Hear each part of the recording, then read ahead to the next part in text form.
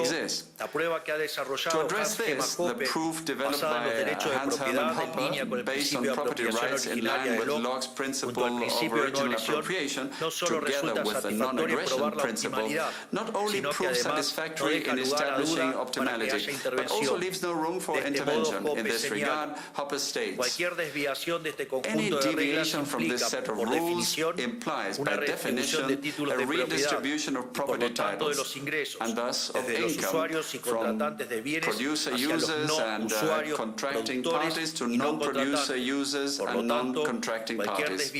Consequently, any such deviation implies that there will be relatively less original appropriation of resources whose scarcity is known, and therefore there will be less production of new goods, less maintenance of existing goods, and fewer contracts and trades that are mutually beneficial. This naturally implies a lower standard of living with respect to goods and services that change hands.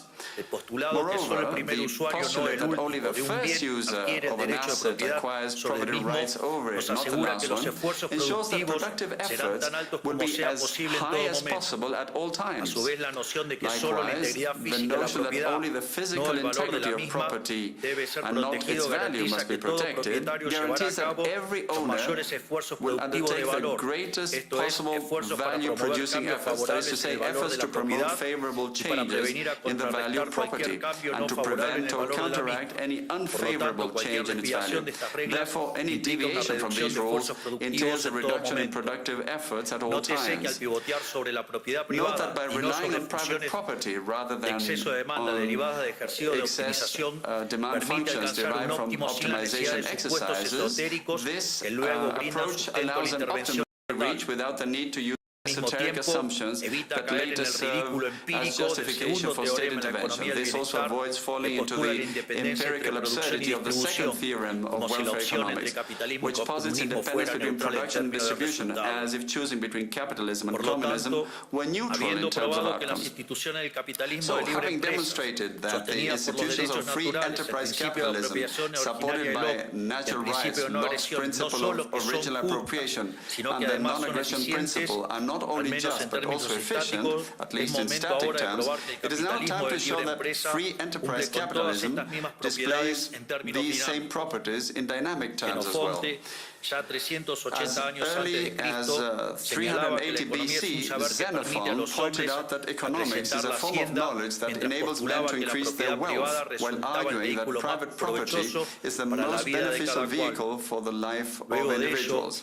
Xenophon then went on to address the concept of efficiency from two perspectives.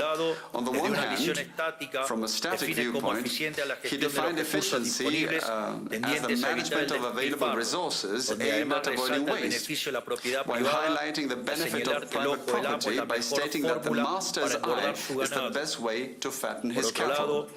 On the other hand, in his second definition of efficiency, Xenophon delved into the dynamic realm, noting that efficiency also entails increasing wealth, that is, increasing the available quantity of goods through entrepreneurial creativity, namely through trade and speculation. This latter criterion of efficiency is of fundamental importance for the study of economic growth, because unlike a static model that considers only what Robert Lucas Jr. defined as deep parameters, that is, preferences, technology, and initial endowments of resources, in the dynamic sphere, both technology and initial endowments can vary, and in fact they do so continuously as a result of entrepreneurial creativity.